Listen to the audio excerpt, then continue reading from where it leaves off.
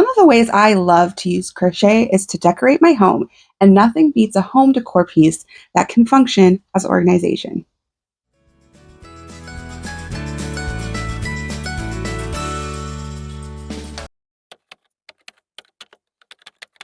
The Tanglewood wall organizer is both beautiful and functional. The design features an open yet sturdy stitch pattern, giving it that perfect balance of structure and airy texture, making it great for storing yarn, mail, or even dried flowers for a cozy cottagecore vibe. To create this pattern, you are going to need approximately 60 yards of worsted or medium weight yarn, a K or 6.5 millimeter hook, or the size needed to obtain gauge. You'll want a wooden dowel or a stick at least 12 inches long. You'll want some sort of jute twine or maybe ribbon to create the hanger, a hot glue gun to secure your hanger to the dowel, scissors, tapestry needle, measuring tape, and stitch markers. To begin with, you're going to need to create a gauge swatch for this design. It's really important to get the gauge correct on this, or as close to it as you can get, so that your pocket fits onto your 12-inch dowel correctly. You can do this one of two ways. You can start the pattern with me here in this tutorial, and we will stop and measure after we've gone a couple rows into the design, or you can go over to this video where I walk you through step by step how to create this stitch. And if you just go through the rows version of this stitch, then you will have a swatch you can measure there. When you are measuring for the gauge on this stitch pattern, it's going to be a little bit different because of the nature of these stitches. They're very big stitches. So my gauge for this pattern is 3 stitches by 7 rows equals 4 inches by 4 inches. And what I mean by 3 stitches is I mean a shell, a V-stitch, and a shell. And I measure this by starting at, you can see the very edge of the first double crochet of this shell stitch to the very edge of the last double crochet of the next shell stitch. So that's 3 full stitches. So you'll measure from the first double crochet of the first shell stitch to the last double crochet of the last shell stitch. So to start our wall organizer, we are going to begin with a chain. So we need to make a slip knot.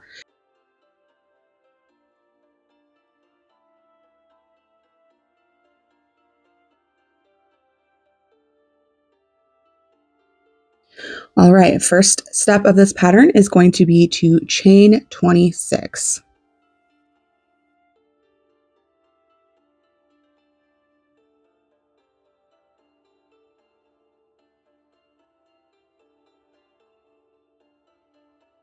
And once you've got 26, we are going to start row 1, and row 1 is just going to be to single crochet in the second chain from the hook,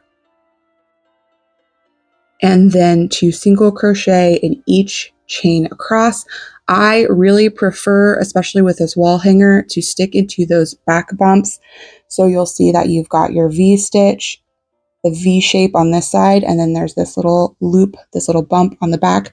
I like to stick into those as I'm doing this very first row, because this is the part of the wall hanger we will be using to attach to the dowel, and just having those stitches nice and clear and right on top when we sew through them so that it hangs on our dowel.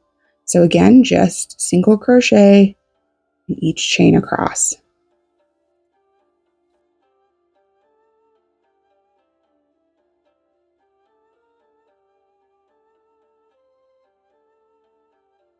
There is row 1. You should have 25 single crochet at the end of row 1.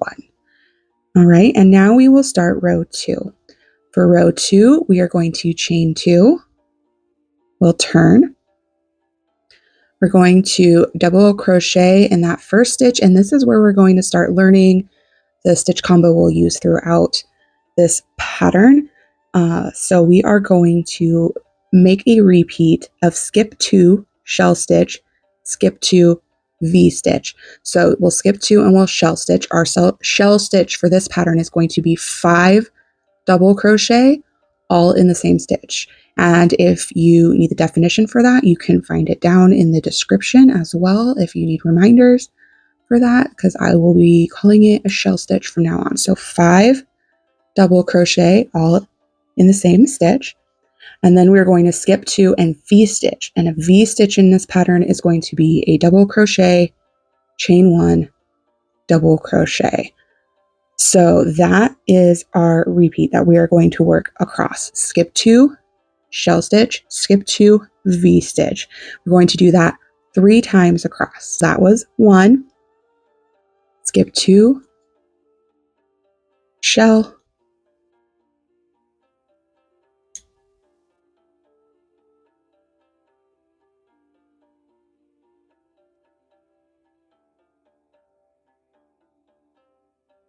skip 2, V-stitch. That's our second repeat.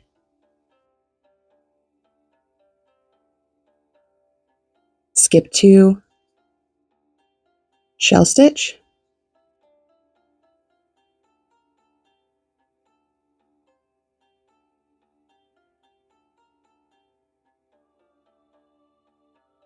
and then skip 2,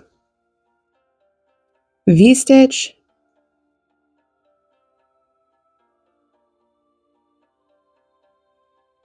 and that's our third repeat. So we have 1, 2, 3 repeats of that, and then to finish off the row, we will skip 2, do 1 last shell stitch, and then we will skip 2 and double crochet in that last stitch, and that's just going to balance out the row for us. So skip 2, double crochet in the last stitch, and that's the end of row 2.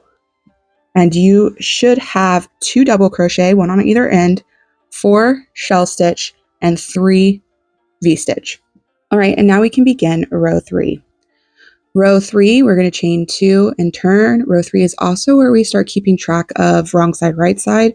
So this will be a wrong side. First, we will place 2 double crochet in that very first stitch.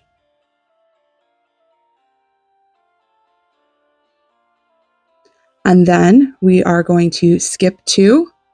And by skip 2, I mean the 2 double crochet in that shell stitch below, and then place a V-stitch in the next, which should be the middle stitch of the shell stitch below. And then we will start our repeat for this row. And the repeat is going to skip 3, 1 double crochet from the shell stitch, 2 the last double crochet from the shell stitch, 3 the first double crochet of the V-stitch, and then we place a shell stitch into the chain space of the V-stitch below. So this is going to be how the placement of these stitches work from here on out. We will be alternating every row so that the stitches are put into the opposite stitch. So all of your V-stitches should go into that middle stitch of your shell stitch. All of your shell stitches should wind up in the chain space of the V-stitch. All right, so we skipped 3, shell stitched for our repeat, and now we'll skip 3, 1, 2, 3, so the double crochet of the V-stitch, and then 2 from the shell stitch, and V-stitch in the middle stitch. All right.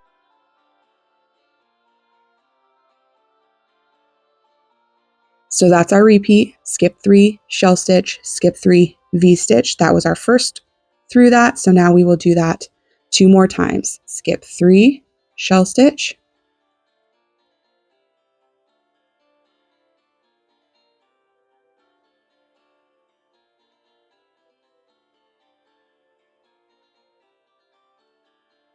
skip 3, V-stitch, skip 3, shell stitch,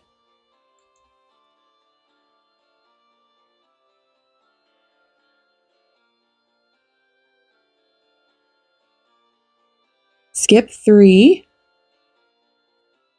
V-stitch.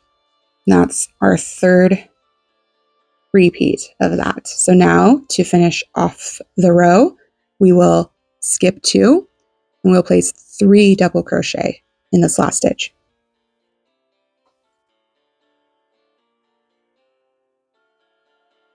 And that's the end of row 3. And for row 3, you should have 5 double crochet. That's 3 in one side and 2 in the other. And then you will have 3 shell stitches and 4 V stitches. Now we can do row 4. Row 4, we'll chain 2. We're going to turn. We're going to double crochet in that first stitch. And then we will begin our repeat of skip 3, shell stitch, skip 3, V stitch. And again, remember, shell stitches will be going in this chain space of V stitches. V stitches will be going in the middle double crochet of shell stitches. So again, 3 times we are going to work skip 3, shell stitch, skip 3, V stitch.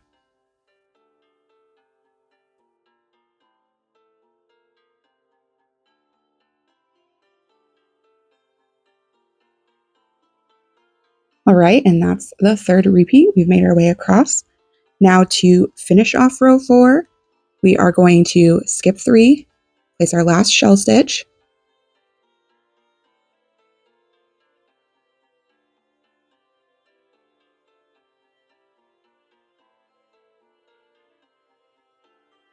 and then we will skip 3, and we are going to place a double crochet in the top of our turning chain. So you'll skip both those double crochets you put in that first stitch below and go into the top of your turning chain to finish off this row. And at the end of row 4, you should have 2 double crochet on either end, 4 shell stitch, and 3 V stitch. So this is where we want to stop and we want to take gauge. So lay your piece that you have so far out, and then from one end to the other end, right across the middle, you want it to measure approximately 10 inches. If this is any smaller, you need to go up a hook size and start again. If this is much bigger, you need to go down a hook size and start again. If you've got gauge and we're good to go, we can move on. So that's actually all of the pattern. You are going to just be repeating row 3 and row 4 for 30 rows. So 5 through 30 will just be a repeat of row 3, row 4, back and forth. So we'll go over the rows one more time really quickly, and then we'll be able to just go until we get to that 30 rows. So for row 5, we're doing a row 3 repeat. So chain 2, turn, 2 double crochet in the first stitch, and then we will skip 2 and place a V stitch. And then we will begin our repeat of skip 3, shell stitch, skip 3, V stitch, and make that repeat 3 times across.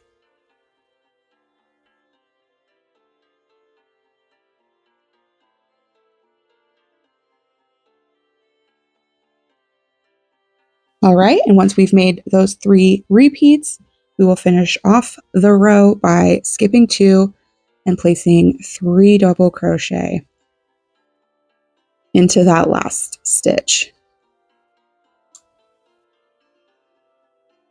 And that is row 5.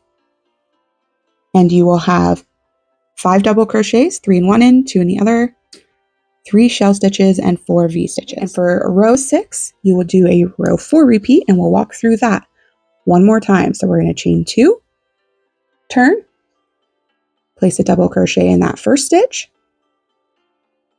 and begin our repeat of skip 3, shell stitch, skip 3, V stitch, and we will do that repeat 3 times.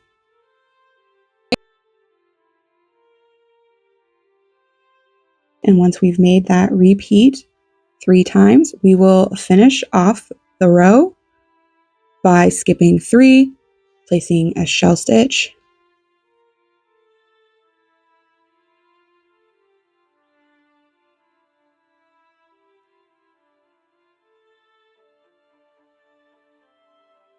and then we will skip 3 and place a double crochet in the top of that turning chain from the row below. And that's the end of row 6. The end of row 6, you should have 2 double crochet on either side, 4 shell stitch, and 3 V-stitch. So those are the repeats you can see that are very nice open lacy stitch is appearing, but it's still fairly thick and structured. We are going to repeat row 3 and row 4 for 30 rows. And then I will meet you back here when you're at row 30 and we will continue making our wall organizer. And once you have crocheted your 30 rows, and that does count the first single crochet row, so don't skip counting that one. Once you go ahead and move on.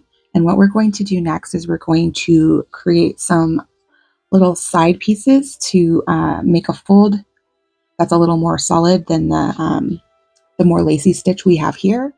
And to make this helpful, because we're only going to be working these side pieces partially down our piece, I like to mark row 16, and that's row 16 counted from row 1 up. So I have 2 stitch markers here, and I'm going to mark on either side.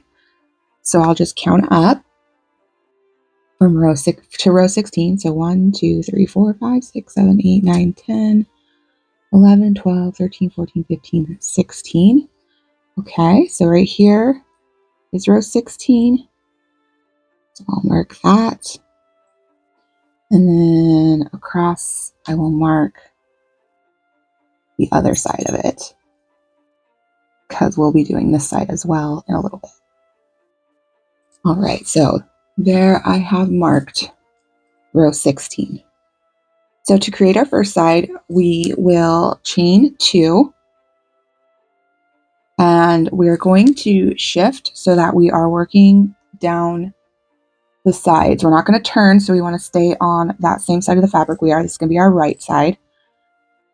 And we'll begin working into the sides of the rows down to our stitch markers. That first chain 2 is going to count as our first double crochet, and we are going to work 27 double crochet down, and we're not going to go into row 16 down to row 17. That's just to tell us that we're stopping at this row. That's why we've marked row 16, the row before.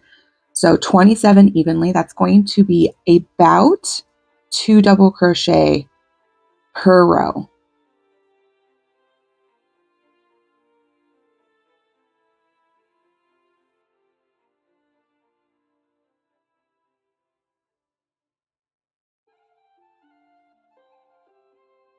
And now I have, for row 1, crocheted 27 double crochet, and if we count that chain 2 as double crochet, you should have a total of 28 for the first row of this fold section. For row 2, we're going to chain 2 and turn, and this one will not count as a double crochet. And we are going to double crochet front loop only in each stitch across, and front loop is, you've got the V of your stitch, we're going to go into just this loop on the V. So see, we'll have the V, we're going to go into just that front loop and double crochet. So we want to double crochet front loop only each stitch across.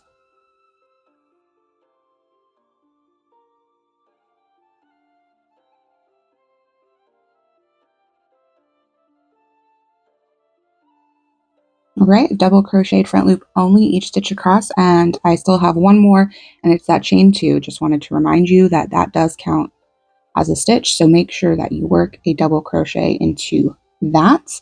And that is the finished fold for this side.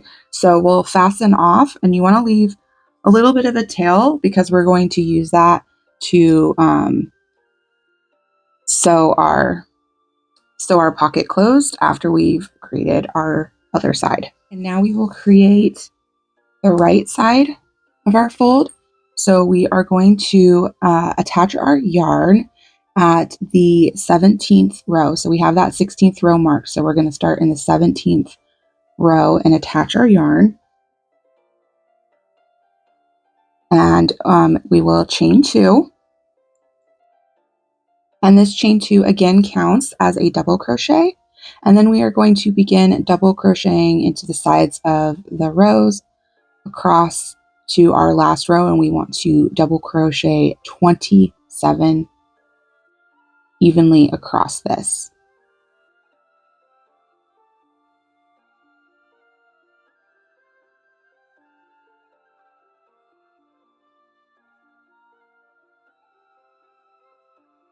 All right, and now I've crocheted 27 across, and if we include that chain 2, you should have 28 stitches for your first row of your fold.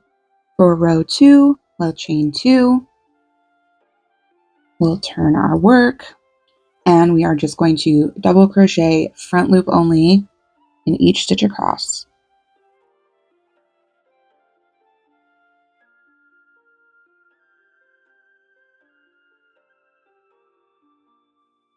And there's my 27th, and then don't forget that that chain 2 counted as a double crochet, so we want to also place a double crochet into that for a total of 28 stitches for our second row on this right hand fold.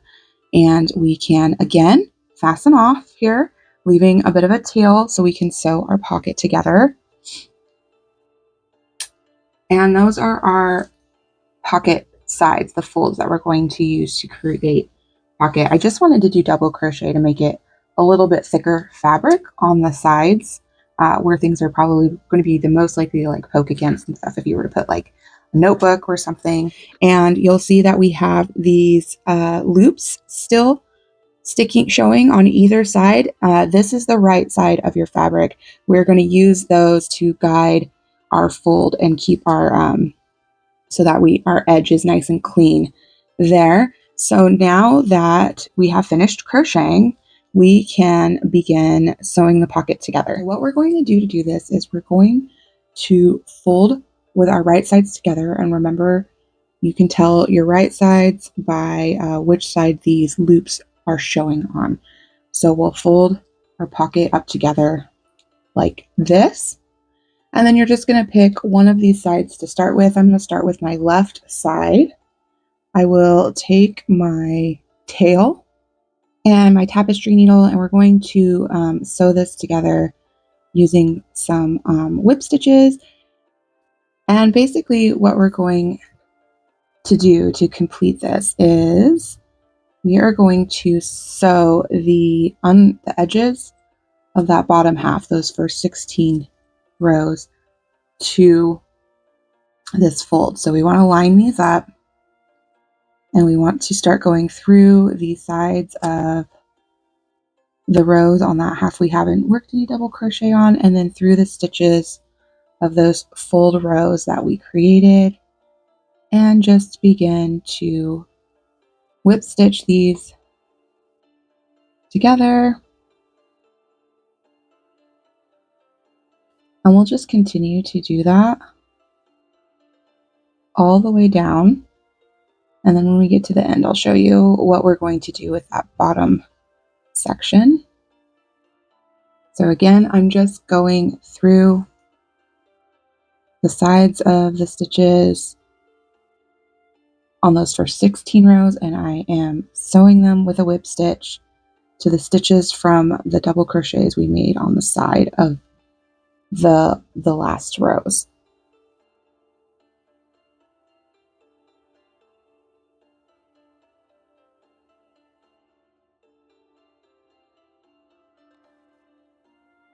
So I finished this up until we have just the very bottom of the rows still open.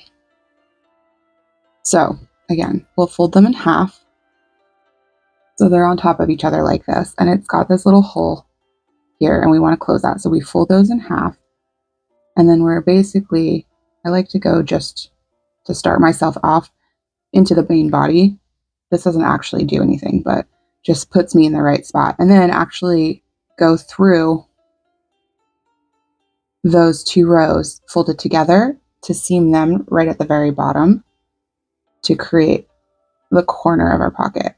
And then I just kind of like to do this a little extra than maybe I did some of the other spots, just because it is the corner And if we're putting things into it, it's going to have probably more of the stress than, okay. And then you'll see that we can shift this so that's folded all the way down. I was just holding it flat together while I did the seaming because it's easier. So then you should have one row on this side and then one row on this side essentially, and that creates that that side of that fold. So now we can do the other side. So we're going to flip our piece around, and this one we're just going to do basically the same thing, but we start at the bottom. So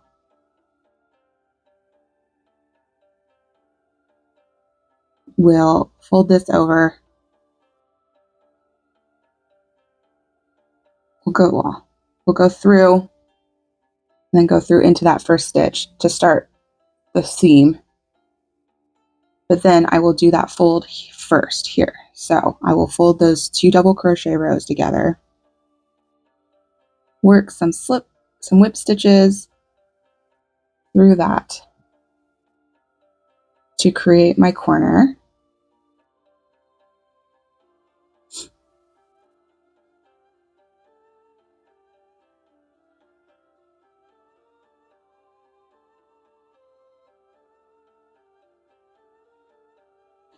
And back through so I can get back over to where I was, and because it does some reinforcing. And then I can turn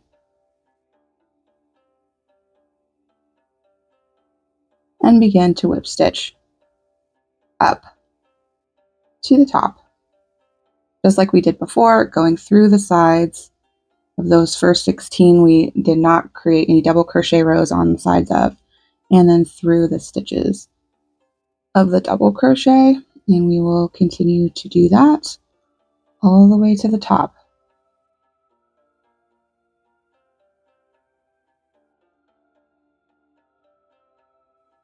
And now we've sewn those together, we can kind of shift this one too. It does it pretty naturally. You don't have to like mess with it too much. And once we have it sewn onto the dowel, it's going to hold its shape. All right, and then we can flip it right side out, and you'll see once it's flipped right side out that those loops that we left forward can really become your guide for where your fold goes. So those should be on the edge. And there is our completed pocket, ready to be mounted onto our dowel. I have the 1/2 inch width, 12-inch dowel, but the width is less important. I've also made wall hangings with the quarter inch, or you could even go outside and collect up just a regular stick from your garden. Just make sure it's at least 12 inches long, because when we mount this, you're going to want just a little bit of dowel left on either side for you to attach your twine or ribbon or whatever you're going to use to create the hanger for it to hang on the wall.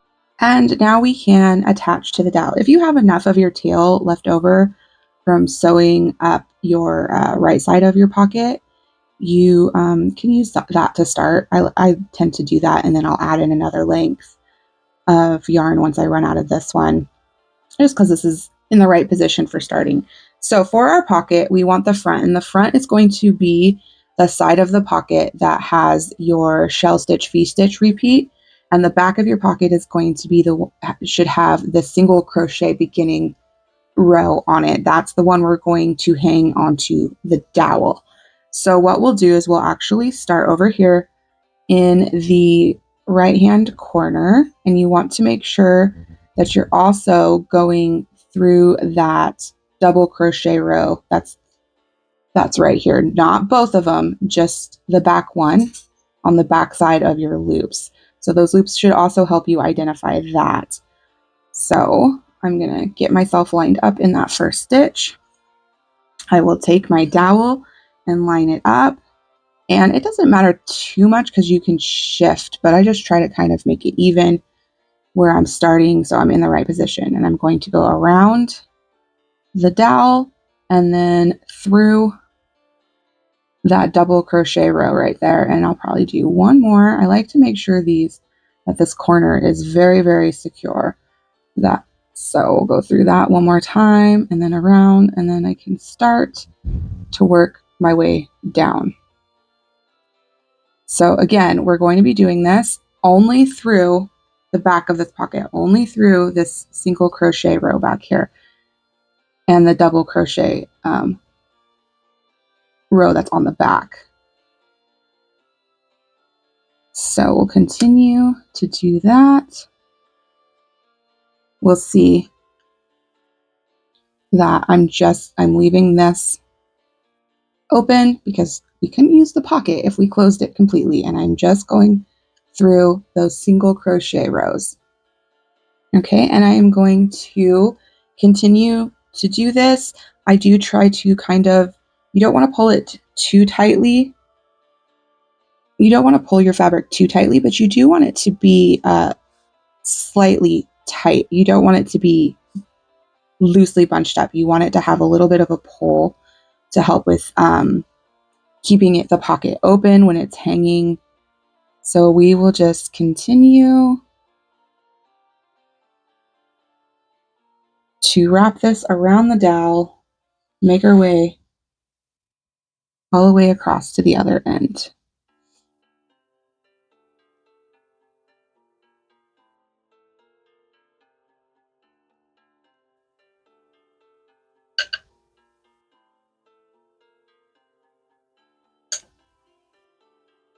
All right. And there we are. Your pocket will stretch out to this. Also, it might feel like it's doing this a little bit, but I found in my other one, it was fine, especially once you start putting stuff in there. And you could, once this is all on your dowel, block all of this so it's very, very square. Like put this onto a board and pin it on the sides so that you can stretch it and it's very square. But I think it does okay. Like once it's on there and it starts getting used, this is all going to loosen up and I think we'll be fine. So now that I've worked all the way across, including those double crochet rows on either side, and now have my pocket open, you can stop here if you want. If you don't mind the way that this looks, you can stop here. I generally put on another length of yarn and I go across one more time and I fill in all those little gaps. So I like to go across again and just completely cover my dowel. So that's the difference. So if you don't mind this look or you even like it, you can leave it like that, or you can go back through and fill in those gaps. So now I'll show you where I attach my my hanger. So a hanger, I would use something like a twine. I also have like this like cotton ribbon I might use. You can really do anything you like, but it's really simple to put the hanger on.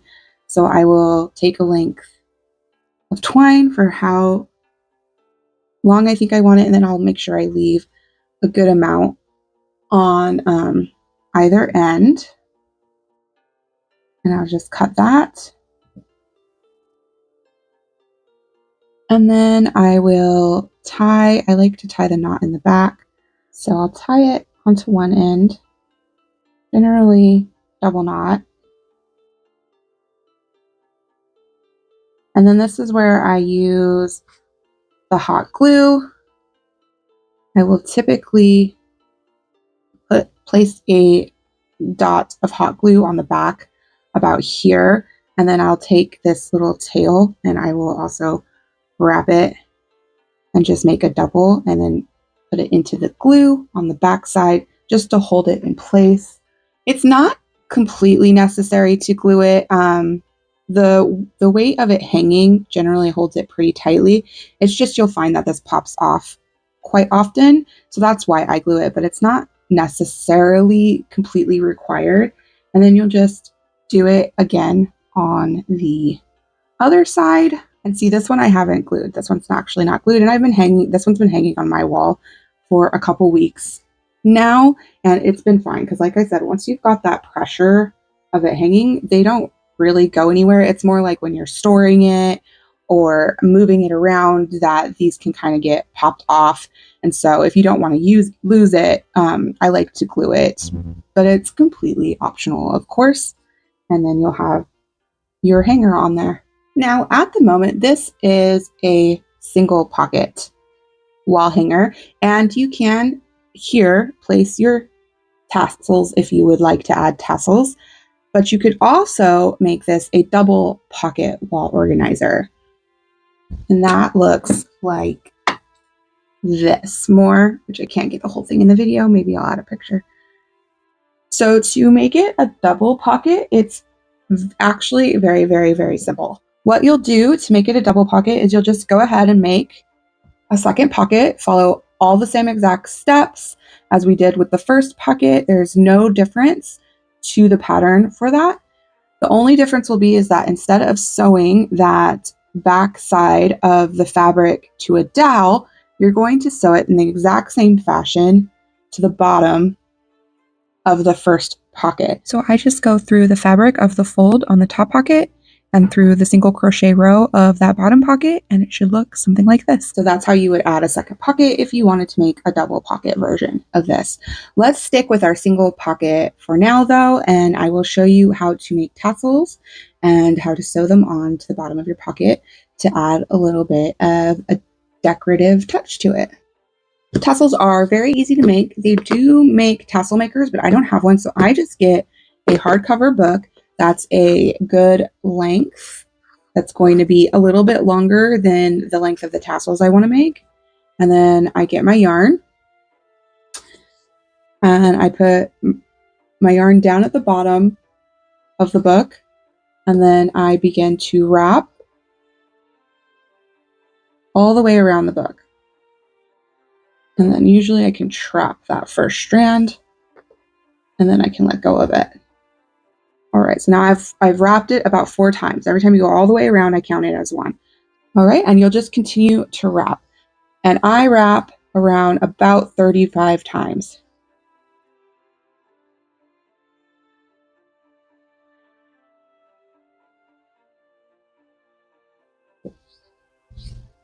All right, and there's 35 wraps. And then I will cut off my yarn down at the bottom. And then what you're going to do is you're going to cut your yarn across one end.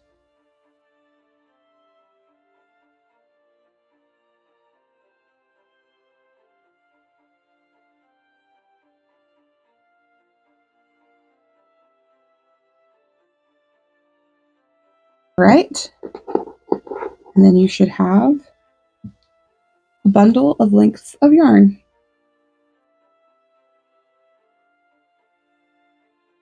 All right, so now you have your little bundle of length. So you're going to take one more length of yarn and cut it off of your skein or your cake. You're going to put it underneath the bundle right in the middle, and you're going to tie it tightly in a knot. And double knot it. I like to double knot it. And this is going to, you want to keep this separate and just pick it up and then fold them in half so they're together like this. And you have that, and then we'll get one more length of yarn. And you'll put this one underneath about an inch down from the fold, the top fold of the bundle. And you will also tie that tightly in a knot to create your little ball at the top of your tassel. And then I like to take one of those ends and tuck it underneath the string you just tied and pull it down and combine it with your other tails. And then take the other end and I just give it a really tight wrap around.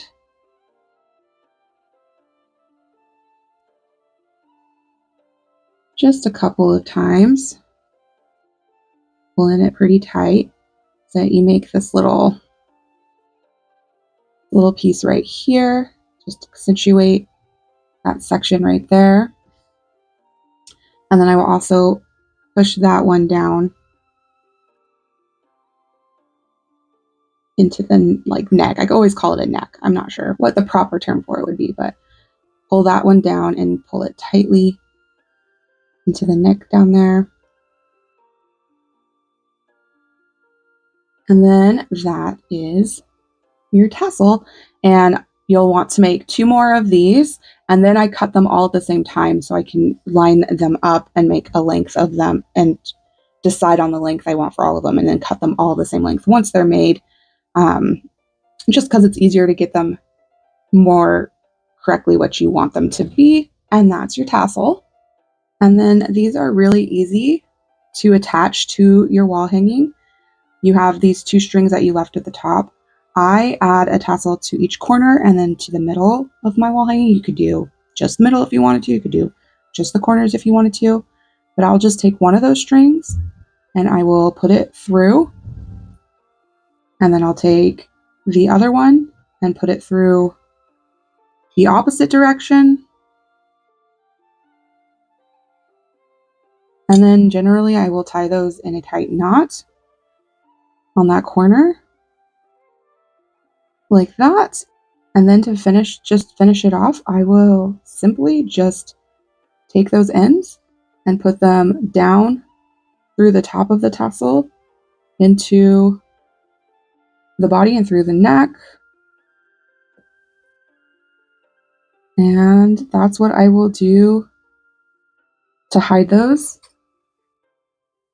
ends. So really, really easy, because it doesn't need to be like, it's not going to go anywhere if you tie it in a tight enough knot and then put those down through there. It works well. I've never really had any problem with it, especially because this is a wall hanging. So it's not like it's being worn or anything like that. And that is how you add your tassels. And like I said, I like to put a tassel on each corner and then one in the middle. And that's how I finish off my wall hanging. Thanks for making a Tanglewood wall organizer with me. Let me know down in the comments, did you make a 1 or a 2 pocket version of this wall organizer? If you want to see more tutorials, make sure that you like and subscribe so YouTube knows to notify you when I put new videos up. I love to see people's projects that they make from my patterns and tutorials. If you make one and want to share it with me, you can always tag me at woodland.stitchcraft on Instagram, or you can send it to me by email at bonnie.stitchcraft@gmail.com. Thanks for making with me today, and I'll see you next time.